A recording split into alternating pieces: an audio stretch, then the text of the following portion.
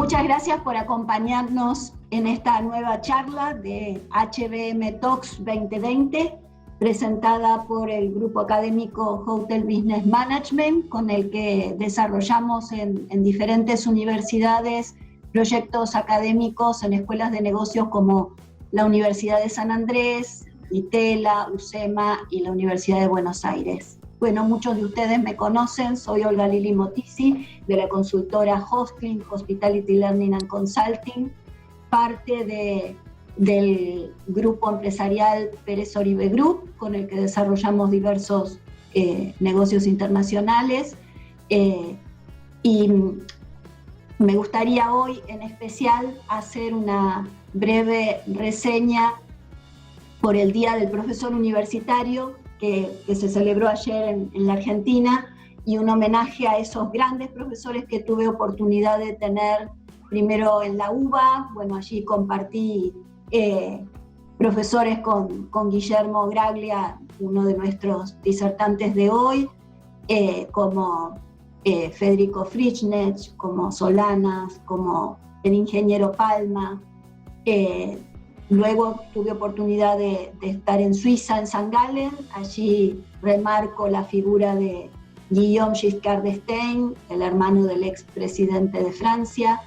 Y más adelante, más en los últimos años, en la maestría y en el doctorado, Ruth Sautou, Catalina Weinerman, Juan Carlos Gómez Fulao, Juan Carlos Cherbatín, de la maestría de Economía y Gestión del Turismo, y por supuesto al gran Alberto Levi, que fue el que me permitió iniciar mi carrera docente en la universidad. Y bueno, ayer me di cuenta que ya tengo 35 años de vida universitaria, tanto como docente, directora de carrera, temas de investigación. Bueno, será por eso que hoy justo vamos a abordar el tema de perspectivas del turismo mundial utilizando metodologías de análisis más científico de la mano de dos argentinos por el mundo, profesionales y académicos. Guillermo Graglia, desde Lima.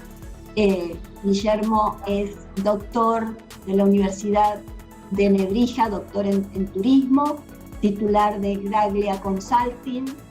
Él ha sido decano de la Universidad Pontificia Madre y Maestra de Santo Domingo, y también en los últimos años ha tenido una gestión de dirección en carreras de hotelería y turismo en la Universidad San Ignacio de Loyola en Perú. Él desde allí está conectado y con él vamos a hablar. Y por supuesto nuestro querido Miguel Rivas. Miguel es consultor de la Organización Mundial del Turismo en temas de calidad educativa. Recorre el mundo, ha vivido en China y ha recorrido lugares insólitos donde ha podido vivir una mirada diferente del mundo y de la gestión empresarial, y bueno, su aporte va a ser muy, muy valioso. Bueno, por todo esto es que hoy, como todos los lunes, venimos a encontrarnos en este horario, y los invitamos a que también se suscriban a nuestro canal de YouTube de Hostling Latam, o nos escuchen por nuestra radio online NM Miami desde Doral, Miami. Bueno, la pregunta inicial: ¿cuál ha sido la vivencia de esta situación para cada uno, concretamente tanto en Perú como en Madrid? Me gustaría que a esto le agregáramos cómo evalúan que ha sido la gestión institucional, o sea, cuál ha sido la respuesta gubernamental frente a esta pandemia. La pregunta es para los dos, quien quiera empezar.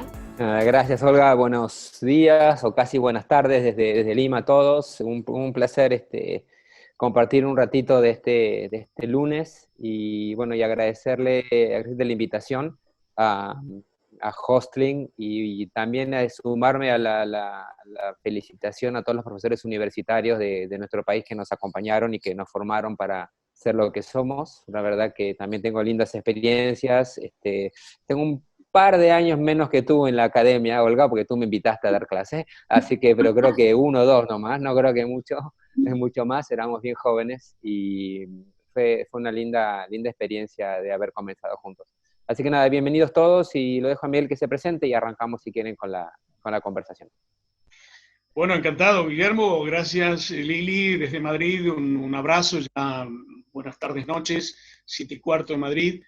Es un placer reencontrarme con amigos. Hoy estamos aquí en nuestros 64 días de confinamiento sin poder bajar a tomar una taza de café, sin poder realmente vernos las caras con seres queridos como ustedes. Y realmente esta posibilidad es algo magnífico, poder llegar a saludar a tantos oyentes, que aquí les mandamos un gran saludo y agradecidos por el interés. Y también me permito mandarles un saludo a todos mis colegas docentes que formamos Alta Gerencia Internacional, el mayor número de ellos en casi una veintena de países latinoamericanos, todos ellos profesores universitarios de grado y de posgrado.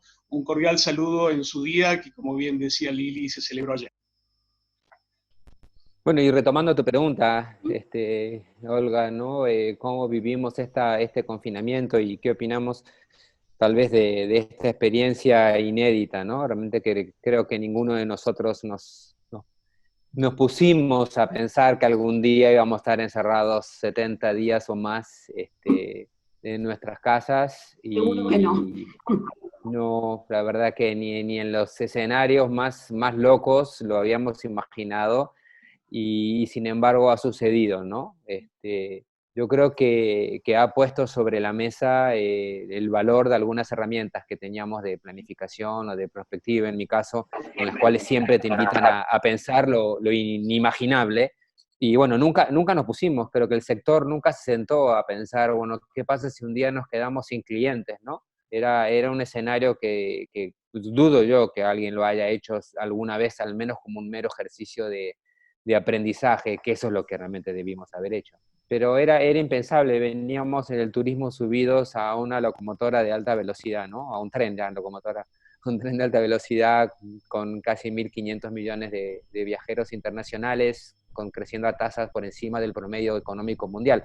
O sea que realmente si yo creo que hace 6 meses o 5 hubiese planteado en algún ejercicio de estrategia, ¿por qué no imaginamos un escenario donde el turismo se pare? Creo que ahí mismo me botaban al mar, ¿no? No hubiese pasado de esa invitación.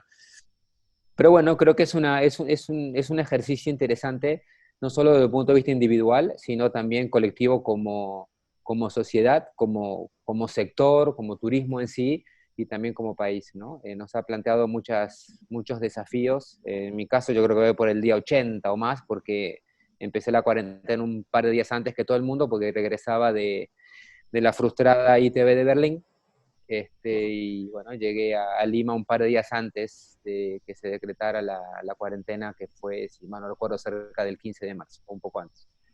Y bueno, aquí vamos con la expectativa de si se prorroga o no todavía otros 15 días más. Supuestamente el domingo que viene termina esta etapa de cuarentena tan estricta que tenemos en Lima. Aquí no solo es cuarentena, sino que de noche hay toque de queda, o sea, desde las 8 de la noche hasta 6 de la mañana hay toque de queda, en un intento de controlar de alguna manera la expansión del virus. Y bueno, ahí en eso estamos. No sé cómo va para allá a Madrid la cosa, Miguel. Cuéntanos, Miguel. Bueno, sí, bueno, a mí, como vos estabas en Berlín, estábamos en Japón. Estuve antes 2 días en Taiwán y empezó el problema en Taiwán y me escapé a Japón. Estuvimos allí con la OMT en un programa en una certificación de calidad para Nakamura Hotel School. Es un grupo educativo que tiene 70 y pico de años. Y después de 15 días empezó el problema en Japón. Y yo me tenía que ir a Bombay. Estuve en Bombay también con mis amigos de Sonrisas de Bombay, una fundación fantástica que ha creado mi amigo catalán Jaume San Llorente. Y después tenía que atender un taller en Jordania para la Universidad de Yarmouk, que ahí me quedé otros 15 días. La cuestión que llegué sobre el 18 de febrero, par de semanas antes de la cuarentena, como intuyendo que tenía que aprovechar el viaje intensamente, cubrí casi 5 países en 5 semanas, nunca había hecho semejante locura, y no sé si la perspectiva, Guillermo, que no te había contratado, pero sí la intuición de que tenía que aprovechar intensamente, porque sabía que era el único viaje que íbamos a hacer este año. Ay, espero que no, espero que para fin de año hagamos otro al menos, pero la verdad que Al fue menos una prueba, internacional. al menos internacional. Bueno, una pregunta que me gustaría que Guillermo nos explique es cómo se trabaja desde la metodología científica para anticipar y cómo sugerís encarar una situación tan difícil, o sea, tan incomparable, porque en general uno en la ciencia siempre trata de buscar algún símil, y acá tenemos un montón de variables de una situación única para nuestra generación, por lo menos. Podríamos decir, bueno, la peste negra, pero no la vivimos, y seguramente las herramientas que había para analizarlas, si es que se analizaron, no son equiparables con las que tenemos hoy. Mira, yo creo que desde el punto de vista de lo que la perspectiva plantea como cuerpo disciplinar de estudiar futuros, porque de eso se trata, ¿no? Es estudiar futuros posibles y prepararnos para esas alternativas que pueden llegar a hacerse realidad en algún momento o no, pero la idea es prepararse, no adivinar que vaya a suceder. La verdad que buscar algún antecedente histórico es lo primero que iríamos a ver, pero eso tiene un problema dentro de percepción o de conocimiento, que es asumir que el pasado se va a repetir en el futuro, ¿no? De que hay una continuidad y que las mismas cosas se van a cumplir igual, y eso es un error o un sesgo muy, muy importante que hay que tratar de evitar. Sin embargo, enseña, o sea, el pasado enseña porque hay muchas estructuras y dinámicas que siguen existiendo. Entonces, nosotros estuvimos planteando en un estudio que hicimos hace como un mes dentro de la consultora, si esta crisis o esta pandemia era diferente a otras y por qué, o otras crisis del turismo. Y la verdad que ante un temor generalizado de que el turismo había muerto, no eran los titulares al principio de esto. Y yo creo que hay un montón de dinámicas que han sucedido en el pasado que se van a seguir replicando en el futuro. O sea, no todo ha cambiado, esto no es un borrón y cuenta nueva. Creo que hay muchas estructuras y muchas estructuras sistémicas que se van a volver a cumplir y que van a volver a entrar en funcionamiento cuando todo empiece otra vez a moverse. Pero sin duda coincido contigo que compararlo es difícil porque no hay algo comparable a la magnitud que esto tiene. O sea, la otra epidemia que fue el SARS, que podría ser lo más similar por naturaleza, fue muy acotada geográficamente algunos lugares, la conectividad a otra, y creo que el impacto también que tenía China en ese momento en la economía mundial era muy diferente a la que tiene ahora. Entonces, también eso generó que no nos fuera tan generalizado como fue esta.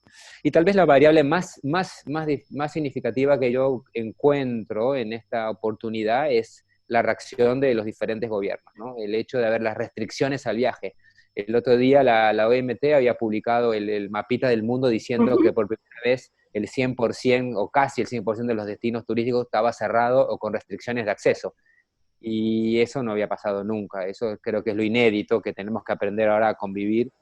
Y es probablemente para mí la variable más incierta que estamos manejando, porque no tenemos certeza de cómo van a reaccionar nuestros gobernantes, los diferentes gobiernos que tenemos con respecto a cómo van a empezar a liberar la cosa, ¿no? Y cuándo lo van a hacer. Y tenemos modelos encontrados en el mundo, como, bueno, el de Suecia, el mismo de China, o el otro día estaban celebrando o felicitando a la gente en Seattle, en Estados Unidos, por cómo habían manejado el tema. No sé, yo creo que es muy temprano, además, para hacer proyecciones, ¿no? Sí, me cuidaría mucho de hacer una predicción. A mí no me gusta hacer predicciones. Es un tema que me cuido mucho, porque la predicción es es decir, esto va a suceder, y eso sería un error bien significativo en cualquiera que esté estudiando el futuro desde el punto de vista de la perspectiva. Bueno, eso es desde el punto de vista teórico, ¿no? Por lo menos, o desde el punto de vista metodológico y científico de cómo estudiarlo. Y recordar que el futuro le dan, hay tres fuerzas que le dan forma al futuro. Uno son las tendencias, otros son los eventos, y el tercero son las decisiones que tomamos. Tendencias no hay, es muy corto el plazo para decir aquí hay una tendencia. Recién ahora podría haber algunos indicadores. Entonces, ya estamos con una pata coja. O sea, una tendencia en el tema de perspectiva es una progresión en el tiempo, en el largo plazo, de una variable y cómo estaba cambiando. En 70 días no hay tendencia que valga. O sea, hoy vemos lo que parece una tendencia una semana, la semana siguiente ya no es cierto. Y cambian los mismos supuestos en los cuales tenemos que vivir. Hasta hace una semana aquí en Lima estaban limpiando las calles con desinfectante. Ahora la OMS dice que eso no debe hacerse, ¿no? Que eso no es bueno. Volvemos para atrás o cambiamos de idea. Entonces ya las tendencias es un elemento que hay. Así que nos quedan dos, que son las cosas que pueden suceder y las decisiones que podamos tomar. Yo creo que el tema, si queremos de alguna manera previsualizar futuros posibles, pues hoy yo buscaría eso, buscaría qué está pasando en el mundo y qué decisiones se están tomando. Y a partir de ahí empezar a construir cómo eso puede evolucionar. Nada, por ahí, no sé si... Bueno, sí, yo contrariando a Gloria, que dice que por supuesto en 1918 no estamos vivos para tener una experiencia semejante, yo por vivir en Shanghái en el 2008 fui testigo directo de la gripe A. La gripe A fue realmente una gripe más reducida, cuyo foco se limitó a Asia, pero claro, yo indudablemente comparando, fíjate que han pasado casi 10 años entre un hecho y el otro, yo destaco dos elementos, ¿no? Dos elementos importantes. Uno, la propagación, el nivel de propagación que esto se ha viralizado, el concepto, ¿no? Y otro, el concepto de miedo. El miedo fuera de China, porque prácticamente en China hay una confianza ciega en la autoridad, en el agente que controla la situación. Entonces, uno haciendo caso a lo que te dicen, no pasa nada. O sea, no puede haber posibilidad de oposición a de que no estoy de acuerdo con lo que me dicen, no estoy de acuerdo si tengo que seguir confinado. Nosotros mañana vamos a vivir un debate parlamentario donde se plantea, el gobierno actual plantea prorrogar el confinamiento inicialmente estimado hasta el 24 de mayo en un mes. O sea, para llegar casi hasta fines de junio. Entonces yo recuerdo cuando nosotros estábamos viendo en China, yo estaba con los 3 chicos de los 4 y mi mujer venía cada mes y medio. Cuando llegaban el turista a China, en lugar de dejarlos que bajaran, hicieran el control en el aeropuerto, subía el médico al avión.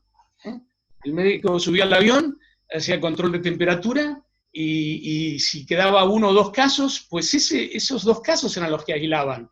Entonces yo lo que realmente les estoy hablando es de un país que realmente el turismo es para España lo que el petróleo para Arabia Saudí o para los países del Golfo. Entonces, indudablemente, yo no puedo decir que todos los que llegan masivamente sanos o enfermos del aeropuerto van a un hotel, a una zona de confinamiento 14 días, como es la noticia que salió en periódicos y que está vigente, que hasta que nadie la cambie, pues obviamente nadie va a venir a España, porque los 14 días es un poco el paquete medio de cualquier latinoamericano que llega a Europa, es decir, me voy 14 días a Europa, me voy 14 días a España, me voy 14 días a Francia, o me voy 7 días a Francia y 7 días a Italia. Entonces, en este caso, pues yo no sé si las autoridades nos están escuchando, pero realmente enfoquémonos en los que realmente generan el problema y no en los sanos que a lo mejor están llegando a nuestros países, y que nuestros países se benefician de la inversión que hagan ellos. Entonces, que suban los médicos al avión, que realmente esos vuelos que realmente tienen que volver a autorizarse, aterricen, ¿entendés? Y contengamos las cosas en el avión. Y si hay casos, pues que se aíslen. Probablemente hemos nosotros en España sufrido, tal vez uno de los países donde se ha confinado mayor población sana. O sea, nosotros estamos hablando de unas tasas que indudablemente son superiores a la gripe media, pero como hoy leía muy curiosamente, hoy convivimos con portadores del SIDA y no nos preocupa decir, che, yo no voy a tomar un café con vos, o antes de tomar un café, dame tu test sobre el SIDA. O sea, yo creo que tenemos que asumir que las virus y las bacterias conviven con el hombre desde que el hombre nació. Entonces yo creo que ahí tenemos que tener una conciencia de convivencia, tenemos que volver a pensar que no estamos apestados y que si en efecto el riesgo es contagiarnos, pues habrá que ir al médico como realmente nos contagiamos de una gripe o como tenemos una influenza o que tenemos un dolor de cabeza. O sea, yo creo que aquí no es un monstruo, este virus, que nos va a quitar la idiosincrasia, la forma de vida y el ritmo económico que anima a un país como España. Sin duda comentarios, y no son conspiranoicos, que la falta de dinámica económica puede matar que el virus, es una realidad. Y tampoco es una predicción, es un hecho constatado. Coincido con Guillermo que como universitarios, como científicos, como docentes no podemos realmente analizar o decir las cosas que no contrastamos. Pero eso lo estamos contrastando. Sin dinámica económica, los resultados pueden ser mucho más peores que el mismo virus. Yo voy a agregar mi visión, ¿no? Yo creo que esta situación nos pone en evidencia un montón de falencias o de cuestiones que no miramos en perspectiva. Que así como esta herramienta que tenemos, Zoom, y hoy, estos últimos días ha salido en la prensa que el valor de las acciones de Zoom equivalen a las 7 primeras aerolíneas del mundo, a la suma de las 7 primeras aerolíneas del mundo. Y la verdad es que Zoom es una transformación de Skype, y Skype existe desde 2003.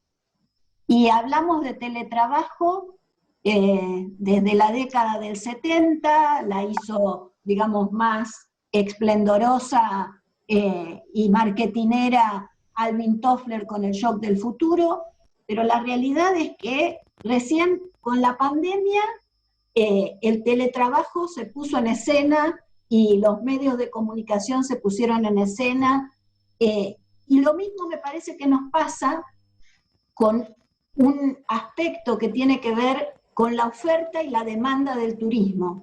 Hace mucho que se viene hablando de slow food, de turismo sustentable, de el PROMAD, el viajero consciente, ¿sí? Sin embargo, el carril del desarrollo turístico siguió intensificando la vida urbana, siguió con un modelo, profundizando un modelo como si siguiera una inercia, ¿no? Como si, y esa inercia, esa pelota, cada vez girara más rápido, pero en realidad el mercado o los hábitos de las nuevas generaciones, los millennials, los centennials, buscan el disfrute y buscan la comunicación y buscan su modelo de vida por un carril que nosotros no llegamos a, como si no estuviéramos interpretando o no hubiéramos estado interpretando hasta esta situación donde ¡tac!, ¿sí? Nos vino un cierre global, ¿no? Entonces, un aislamiento global. Ahora no nos queda otra que preocuparnos y volver a cosas que en algún momento hicimos, ¿no? Porque en realidad esta persecución, ¿sí? de la limpieza, de la sanitización y qué sé yo, cuando éramos chicos era, digamos, lavarse las manos era como algo, digamos, básico, ¿sí? Que después lo hicimos más laxo y que dijimos, pero qué exagerados que eran, qué barbaridad, servía el agua, qué barbaridad, ¿sí? Y después entramos en un modelo donde todo era más permitido, sí, llegamos a una masificación del turismo, pero ¿cuánto hace que estudiamos carga turística? Que Venecia se preocupa porque las hordas de extranjeros y los carteles en las vidrieras diciendo si el cristal de Murano es demasiado barato, desconfíe porque es chino. O sea, estas cuestiones de abarrotamiento y de desvirtuar la esencia del turismo, ¿no? O sea, me parece que hay un montón de aspectos en nuestro mea culpa, si cabe, de decir, desoímos un conjunto de situaciones que vinieron desarrollándose desde hace mucho tiempo y no hicimos nada con eso. O sea, lo dejamos como un segmentito. Este es el segmento que busca el turismo sustentable. Este es el segmento que busca el co-living. Este es el segmento que busca una conexión, ¿sí?, más mediada por la tecnología, ¿sí? Y casi enojándonos con las generaciones nuevas. No me escuchás, pero vine a verte. ¿Cómo no me prestás atención? Y el chico con 3 o 4 dispositivos, ¿sí?, hiperconectado, porque no es que está desconectado, hiperconectado. Entonces, me parece que hay en este escenario de decir, bueno, ¿qué hacemos con lo que tenemos? ¿Y cómo volvemos? Bueno, hay un montón de factores también. La OMT hace años que habla de la necesidad de que todo proyecto sea de participación público-privada. Bueno, ahora nos vemos como atados. Bueno, ¿qué decide lo público para nosotros poder hacer algo?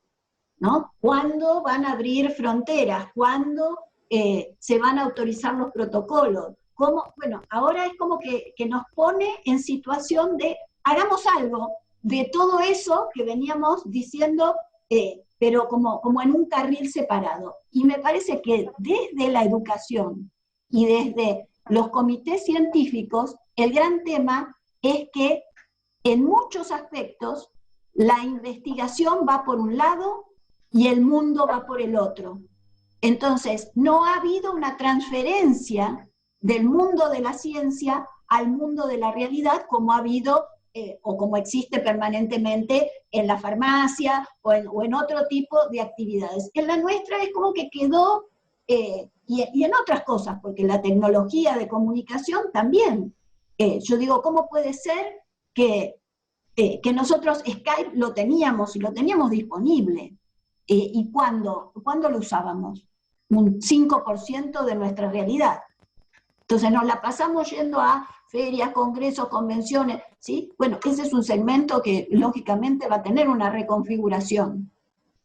Pero hemos gastado fortunas, ¿sí?, haciendo presentaciones presenciales, y la verdad es que hoy nos damos cuenta que esto es tan eficiente, ¿sí? Entonces, me parece que quizás por las ganas de sacarle algo bueno a la crisis, ¿no? Que sin duda es terrible, ¿no? Pero ¿qué nos pasa frente a avances?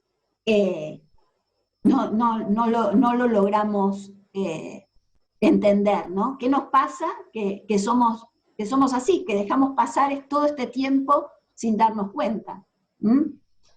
Más allá de las interpretaciones que uno tenga de la, a ver, ¿cómo puedo decirlo en términos que no sean impropios? O sea, ¿qué lugar ocupa realmente la problemática del coronavirus? ¿No? O sea, en figura numérica y potencial, ¿no? Es cierto lo que vos decías, hay otras dolencias que tiene el mundo y que las tiene cuantitativamente. Creo que acá el tema es la virulencia del contagio, ¿no? Pero cuesta, ¿no?, interpretarlo desde lo numérico, porque uno ve la gripe H1N1, la cantidad de muertes que ha tenido el año pasado, y mira esto y dice, pero entonces el año pasado tendríamos que haber estado, sí, no sé, abajo de la cama todo el tiempo. Son cosas que ahí es donde mi desconocimiento no me permite avanzar, ¿no? Lo que pasa, Olga, es que creo que tenemos información parcial. Y es un tema, siempre en todo estudio prospectivo, si quieres que lo vincule a eso, una gran limitación de todo estudio de futuros es la información que no tenemos. Y yo creo que acá lo que está sucediendo y lo que genera esa sensación que tú dices y que recién Miguel comentaba, es que todos tenemos un pedacito del lado de la información, que es lo que podemos percibir desde nuestro sitial, de donde estamos sentaditos. Y eso es un tema que creo que nos complica como investigadores, porque realmente no podemos salir a campo. O sea, tú me dices, sí, qué lugar tiene el coronavirus en todo esto, ¿no? Y claro, desde mi casa y viendo las noticias, y si filtro las noticias, porque también es otra cosa que yo siempre recomiendo, ¿no? Hay mucha basura volando por internet, ¿no? Y la gente Infodemia. se cuelga por ansiedad y por ganas de lo primero que escucha, y se cuelga mucho de información que está alineada con sus propios valores, lo cual es un investigador es lo que tiene que tratar de evitar de hacer. Pero bueno, miren un caso sencillo. Acá en Perú tuvimos un caso que hasta, si quieren, simpático, lo contaremos en el futuro, es que aquí, a pesar de la cuarentena, pues hay gente en la calle y hay lugares en los alrededores que ha costado un poco que la gente se cumpla la norma, pero es normal, ¿no? Y no voy a entrar a la parte sociológica de gente que no tiene las comodidades a veces para hacer la cuarentena que podemos tener nosotros, o tienen que salir a la calle, o tienen, bueno, X o Y razón. Pero la realidad es que se viralizó un virus de una niña acá en Perú que decía que había hablado con Dios o con no sé qué, que había dicho que tal día, que era un martes, iba a haber un humo negro en la ciudad y que iba a matar a todo el que tocara. Ese martes no salió nadie a la calle. Esto era un desierto del país. O sea que es increíble cómo a veces la gente se cuelga de ese tipo de cosas que no tienen ningún tipo de sustento, ¿no? Pero, y hay mucha información que se cuela y que se filtra por ahí de que es errónea, ¿no? Para están diciendo, ¿no? Que otra vez China en cuarentena porque la gente se volvió a contagiar. Y eso es mentira. Hay una ciudad en China que ha vuelto a estar en cuarentena porque hubo un crecimiento de brote, pero no hubo un recontagio. O sea, la gente tiene miedo a recontagiarse y todavía no hay un solo caso documentado desde que empezó esto de una persona que se haya vuelto a contagiar del coronavirus. No hay uno solo en la OMS registrado. Entonces, todo indica, parece ser, que una vez que la tienes, ya está, quedaste inmune. Podrá ser como la gripe que mutó y te toca otra cepa, pero del que está ahora, parecería ser. Lo que pasa es que prudentemente la Organización Mundial de la Salud dice que no hay evidencias para refutar eso, ¿no? Pero bueno, yo digo, como investigador, tengo que ser bien escéptico, ¿no? Que me digan, bueno, cuando me muestran la primera causa o la primera caso de gente recontagiada, pues cambiaré de opinión. Y hay muchas teorías de la conspiración, recién Miguel decía, ¿no? Hay de todo por ahí. Pero bueno, filtrando todo eso, yo creo que igual nos quedamos con una visión muy parcializada de la realidad. O sea, te iba a decir, desde el sillón de mi casa, sí, para mí me parece exagerado esto, ¿no? Me parece que, como apoyo la posición de Miguel, parece exagerado. O sea, la gente que se muere sí, pero hay otras enfermedades que la gente se muere más. El dengue, por ejemplo, en Perú, en la selva peruana, es mucho más mortal que este virus. Sin embargo, nunca nos han puesto en cuarentena porque hay dengue. O nunca ha habido una movilización tan masiva de recursos del Estado para combatir el dengue. No lo estoy criticando, solo estoy observando lo que sucedió y lo que en la historia de Perú. Entonces, uno tiene que preguntarse, ¿habrá algo más de información que no sabemos, que no nos llega? Y que realmente justifica este movimiento. Y la verdad que es lo que que hay que inferir como pensador. Sí, Porque si no, hasta sería saludable pensar que es así, ¿no?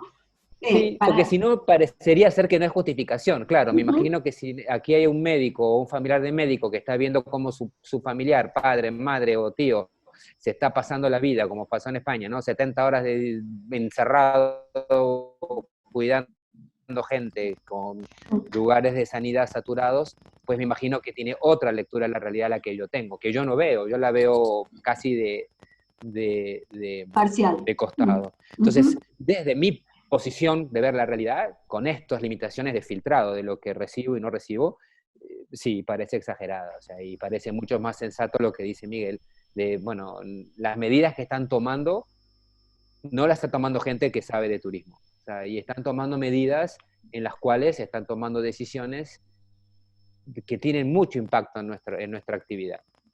Y a veces uno piensa, ¿realmente saben lo que están haciendo? O sea, miren toda la discusión que hubo con la IATA y la no IATA de si hay que dejar o no un asiento vacío en los aviones intermedios. Parece que no hay que dejarlo, pero la gente no se anima igual. O sea, y ahí me vinculo a lo que decía Miguel, ¿no? El miedo que tiene la gente. Sin duda, este tema mediático del coronavirus ha creado mucho miedo en la gente. Y eso para mí es muy peligroso. Desde el punto de vista sociológico es difícil. Es difícil de aceptar para mí. Creo que es un tema muy complicado porque cuando instauras la célula del miedo, el bichito del miedo en la gente, pues se acabó la libertad, la gente va a aceptar controles que no deberíamos aceptar, vamos a aceptar que nuestros gobernantes tomen decisiones que no deberíamos aceptar tan ligeramente, ¿no? Porque estamos asustados. Sin duda es la realidad. Pero bueno, esa es mi lectura de lo que tú planteaste. Miguel, no sé cómo va por Europa. Miguel, ¿querés agregar algo de esto? Bueno, sí, yo quiero contestar una pregunta que nos habías hecho y estamos ya aproximándonos al desenlace de este encuentro, y creo que es el cogollo, el punto central, que es cómo se está gestionando esto, cómo están nuestros países afrontando esta decisión. Entonces, vos fíjate que yo tengo dos puntos claros. Aquí el miedo y la falta de confianza están conspirando contra la mejor decisión. Y fíjate vos, Guillermo y Lili son dos colegas universitarios, que estamos siendo víctimas de un método científico, ¿no? El método científico hace particiones de la materia a estudiar hasta un punto que es muy experto en algo, pero pierde la dimensión del todo, ¿no?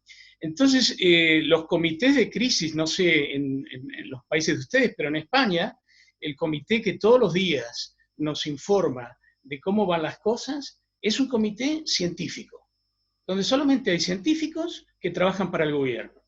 Entonces yo digo, y mi homenaje al submarino San Juan, si el capitán del submarino San Juan no hubiese hablado con el jefe de máquinas, no sabía que el incendio estuvo en la sala de máquinas. Entonces, ¿cómo realmente podemos dirigir el submarino en buena dirección si no hablamos de los que hacen día a día el país? Y hacer día a día el país es la oposición, son los sindicatos, son los empresarios, porque yo lo que temo es que es una confirmación de la reversión sociopolítica que sufre el mundo, que nuestros representados nos dan órdenes, cuando realmente el voto es al revés. Nosotros ordenamos de que esta gente asuma su gestión por 2, 3, 4, 5 años, los que sean. Entonces, al menos en el caso español, no hay permeabilidad de ningún tipo. O sea, yo me la guiso y yo me la como, Juan Palomo. Entonces, yo no puedo entender, más allá de que hagamos o no prospectiva por la falta de información, como bien dice nuestro experto en el tema, Guillermo Braglia, yo lo que no entiendo es la falta de visión de un comité político que dice, no, es que lo dijo el médico, o lo dijo el director del centro de emergencias, en el caso de España, el señor Fernando Simón. ¿Y qué dijeron los empresarios? ¿Qué va a hacer el señor Simón si los empresarios no mantienen su empresa, liquidan impuestos para que él cobre su sueldo como funcionario?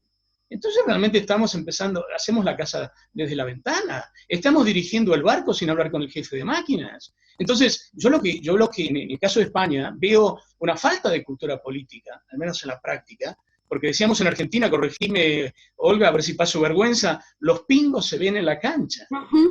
Y realmente cuando lo sacamos a la cancha, no sabemos dónde estamos parados, no sabemos en qué dirección corremos. Entonces, cuando yo no sé, lo dice el científico, pero el científico utiliza un método científico que sabemos muy bien que todos lo hemos padecido. Hemos partido tantas las cosas, hemos hecho de la realidad una fractalidad. Entonces, analizando un pequeño segmento, podemos generalizar una ley universal. Y nunca más equivocados. Tenemos que volver a entregar ese puzzle, ese rompecabezas, para entender el todo. Y si no entendemos el todo, no vamos a entender ninguna de las partes. Entonces, concluyendo, yo creo que estos comités, que en definitiva están formados en España por científicos, por sanitarios, pero que en definitiva dan lugar a una decisión política, que se toma al 100% sin consultar ni a la oposición, que indudablemente la oposición está que trina porque no la dejan opinar y encima le imponen decisiones. En el caso de Madrid, toda España está prácticamente desescalada y nosotros aquí, que es la sala de máquinas de este país, que realmente el Producto Interior Bruto empieza en Madrid, y realmente el efecto que económicamente Madrid tiene en España es tremendo. Pues no se tiene en cuenta el jefe de máquinas. Es la puerta de entrada a Europa para gran parte del mundo. Entonces, yo creo que lo que estamos aprendiendo es que hay muchísimo miedo político, que se disfraza de miedo virósico, y hay una falta de confianza en los que no son de mi partido, pero que en definitiva son humanos que le pueden afectar. Entonces, cuando me atacan los que no son de mi partido, digo, es que no sos humano, que esto nos afecta a todos, pero cuando decidís, te afecta a vos solo. Entonces, ¿por qué no te aclarás? ¿Entendés? Es como cuando, como padres, nuestro hijo, quiero salir, no hay dinero. Ah, búscatelo. No, ganátelo. Ganátelo. Creo Entonces, que yo le diría a los políticos que realmente antes de distribuir subsidios que no generan, que ellos distribuyan, vuelvan a la generación, vuelvan a la fuente. Porque es muy fácil recoger agua sin saber del manantial de la que viene. Entonces, aquí estamos juzgando en la desembocadura del río, del ancho río, pero no estamos buscando. Y cuando hablo de la fuente, hablo de los agricultores, de los que están padeciendo toda esta crisis, donde ellos realmente venden a 50 céntimos en origen y los precios en supermercados de Madrid llegan a 4 euros. Entonces, esos son los que realmente nos mantienen vivos. Entonces, aquí realmente tenemos que reestudiar cuál es la cadena de valor y cuál es la responsabilidad en cada parte de la cadena. Entonces, el político, ¿entiendes? Vuelve a tener que ser un servidor del elector y no al revés.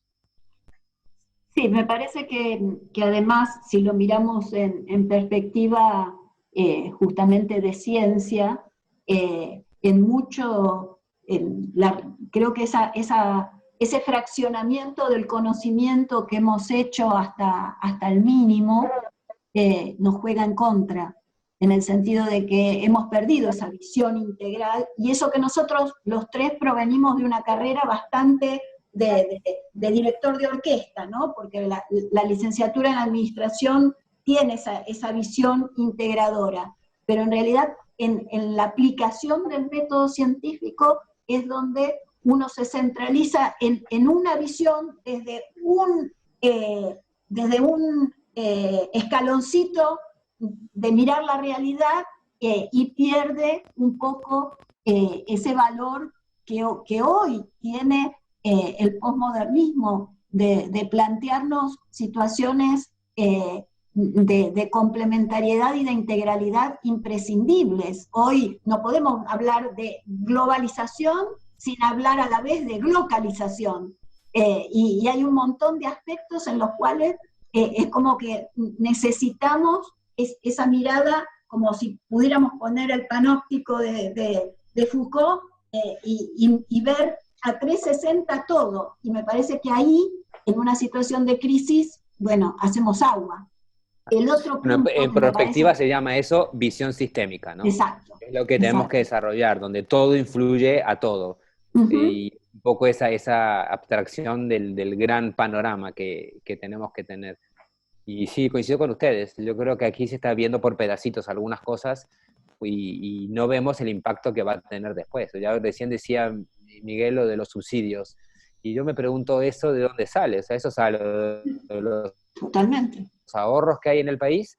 ¿O sale, ¿no?, del endeudamiento? ¿O va a salir de la emisión, lo cual va a tener impactos terribles en nuestras economías? ¿O va a salir de más impuestos? Y ya se está hablando en algunos países de poner impuestos a lo que sea, y luego tenemos el tema del populismo del impuesto a los ricos o lo que sea para que subvencionen el tema del virus, lo cual es terrible.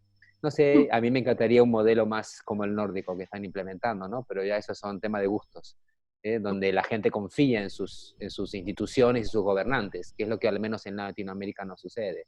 Pero me parece que mucho este miedo es eso, ¿no? Me parece que ahí el tema es también ver qué pasó antes de la crisis en cada uno de los lugares donde la crisis se desarrolla, y por eso las acciones son diferentes, por lo que había antes, ¿sí? Y lo mismo nos pasa en las empresas, o sea, cuando ahora empecemos a ver en la reapertura qué empresas deciden no abrir, o no deciden, la realidad decidió por ellas y no pueden abrir. ¿Qué pasó antes? ¿Sí? Que eso también es una lectura en perspectiva bastante dura para cada uno de nosotros, porque lógicamente somos actores responsables de la realidad que vivimos, y ahí van a estar las brechas que me parece que se van a acentuar entre los que de alguna manera tenían una economía sana, en el caso de la ciudadanía, si tenía un respeto por sus instituciones o no, toda esa cuestión se va a empezar a poner, y como Guillermo, vos bien decías al principio, coincido en que esto está todo muy en carne viva, ¿no? Como que hay que esperar un poco a ver realmente, cuando lo podamos mirar, como algo histórico y verlo en perspectiva y ver realmente qué pasa. Pero bueno, siempre es más fácil estudiar el pasado que el presente, ¿no? Es otra premisa del estudio prospectivo. Es diferente, la visión del historiador es en parte más fácil que estudiar el presente en el cual estás metido dentro de. Pero sí coincido estás que esto es enmarrado, muy tenés caliente una todavía. perspectiva que te impide en muchos aspectos la objetividad Sí. científica, que es fácil predicarla, pero es muy difícil actuarla, y por otro lado, me parece que también es trabajar sobre un sistema en que yo puedo frenar determinadas variables a un sistema que es hiperactivo, hiperdinámico y en esta situación caótica de entropía, de manejo de si uno tuviera que contemplar variables, bueno, es un macro sistema impresionante. Creo que también quizás un aspecto que es importante es el tema de qué lugar ocupa el turismo en la agenda política. Y no necesariamente tiene una relación directa con cuánto le genera en el PBI, porque a veces, a pesar de que le genere mucho y sustente la economía, y bueno, todavía no entendieron cómo funciona este circuito y qué valor y cuánta gente está involucrada en esto. Yo el otro día leía la cantidad de empresas turísticas que tiene el mundo, ¿no? Y la verdad es una cosa impresionante cuando uno empieza a mirar, son 6.600.000 hoteles en el mundo. Bueno, es una cifra impresionante, lo que conlleva después cuánta gente tiene trabajando. O sea, cuando tocamos o cuando frenamos esta máquina, ¿de qué estamos hablando? Ya estamos hablando de 17 millones de camas, no de camas, de habitaciones. Es una cifra astronómica. Bueno, evidentemente es un tema, es un sector que moviliza, que ha tenido un crecimiento impresionante y que esperemos que de a poco empiece a restablecer. Y por supuesto en los escenarios, habrá escenarios que contemplan la llegada de la vacuna antes y otros que sean un poco más remisos, porque también ahí la burocracia que desconozco si esa burocracia es absolutamente imprescindible para la credibilidad y la aplicabilidad de una vacuna, o está teñida de papeleo y de ciertos aspectos en los cuales se podría achicar el plazo, ¿no? Porque para nosotros es clarísimo que todo el mundo va a querer turismo sustentable y seguro. La seguridad pasa al primer plano, es el primer atributo buscado. Bueno, pero ¿cómo lo logramos? Porque la gente está pidiendo volver a trabajar y por otro lado el turista, el que está hoy enclaustrado, coincido con Guillermo, bueno, va a salir pero como disparado a buscar esparcimiento, naturaleza. Por supuesto, la reformulación de los proyectos va a ser necesaria. ¿Mm? Igual yo soy muy escéptico con respecto a los cambios profundos en los hábitos del comportamiento del consumidor turístico. Tengo mis dudas de que haya un cambio profundo en la manera en que vamos a viajar después de esto o durante esto.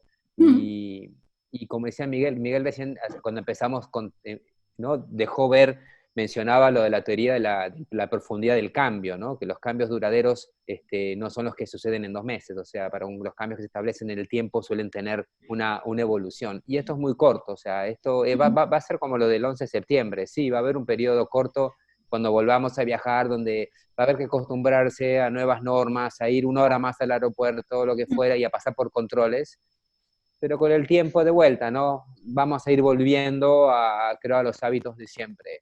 Es mi percepción, al menos, ¿no? No mi predicción, sino que es mi percepción que tengo de que, sí, creo que ha nacido un nuevo segmento en el mercado turístico, que es el consumidor sensible al COVID, lo digo siempre. Para mí hay un grupo ahora de gente donde va a buscar los sellos de seguridad, que va a buscar ese tema de seguridad y que va a estar dispuesto a pagar más por eso.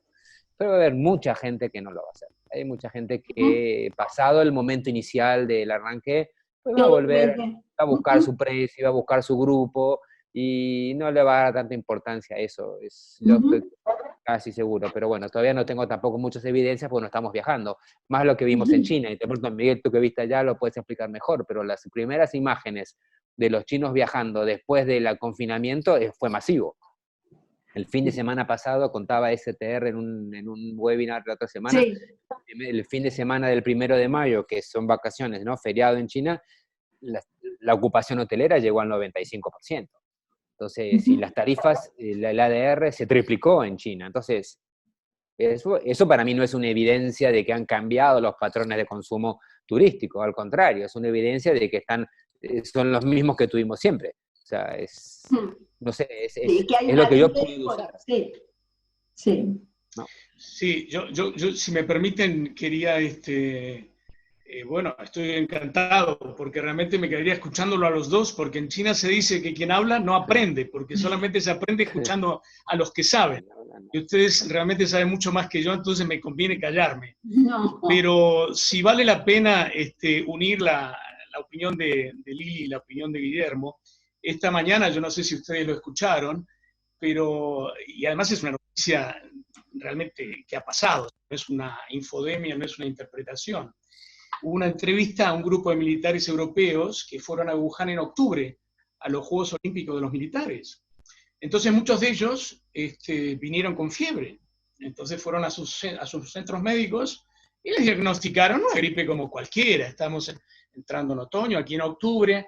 Pues claro, pero ahora cuando empezamos a ver diagnósticos, ellos dicen, no, pero es que lo que nos llamó la atención es que no era una gripe anual como la que sufríamos. Es que mi hijo tuvo una neumonía pulmonar.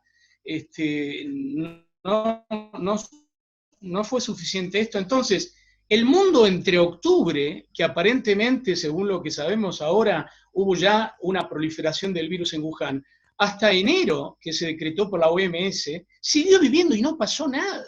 Entonces, esa porción de tiempo entre octubre del 19 y enero del 20, sin confinamiento, el mundo siguió produciendo, hubo las muertes que tuvieron que haber, no se hablaba de población de riesgo, no se paraban los países, y no era la receta nórdica o la receta latina, no, es que realmente nadie se inmutó y siguieron con el día a día. Porque esto es como convivir con gente tóxica. Por más que nos confinemos, la gente tóxica va a seguir jodiendo. Entonces, aunque yo realmente haga la del avestruz, que me escondo la cabeza y me quedo en casa, porque en definitiva yo ya no le llamo confinamiento, es la técnica del avestruz. Entonces, para muchos políticos es fantástico tener avestruces que no piensen, que cierren la cabeza y no laburen produciendo el dinero que les permite cobrar impuestos y pagar sus sueldos. Entonces, yo creo que hay elementos que, como hemos dicho los tres, necesitamos tiempo, necesitamos perspectiva. Y rematando con lo que, gracias por la mención, por la alusión, Guillermo, yo tengo presente dos citas en 3 años que viví en China, en Shanghái, de 2008 al 2011. Una de Confucio, que viene muy bien en homenaje a los docentes, cuyo día fui ayer, que es, yo no recuerdo lo que sé, sino lo que me hizo daño.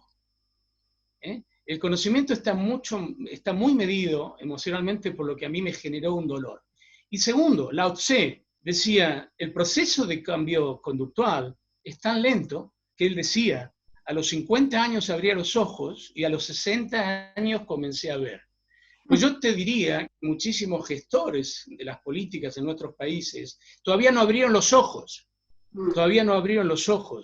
Entonces imagínate el tiempo que pasará para que se produzca ese hecho y después tendremos que esperar otras décadas para que después de abrir los ojos empiecen a permeabilizar sus decisiones que nos incluyen a todos y que los afectados, que seamos nórdicos, seamos del sur de Europa o seamos latinoamericanos, somos ciudadanos de bien, somos ciudadanos que queremos seguir trabajando, asumiendo que la vida es finita, tenemos un nacimiento y tenemos una muerte. No soy un suicida potencial, disfruto de la vida, pero no soy un turista normal, que realmente viajaba para disfrutar de la vida. Yo creo que con tener la vida ya disfrutamos de todo. Sí. Bien dicho. Sí. Bueno, les agradezco muchísimo. Pasaremos este encuentro ya ensamblado en YouTube, y por supuesto los invito para el próximo lunes a encontrarnos nuevamente. Ha sido valiosísimo el aporte de ustedes y bueno, seguiremos pensando y compartiendo las nuevas vivencias, a ver cómo se va a ir retornando a la esperada normalidad y bueno, con el menor costo posible para todos, por supuesto. Bueno, muchísimas gracias, ¿sí? Un placer tenerlos. Gracias, nada, que te termine bien el día.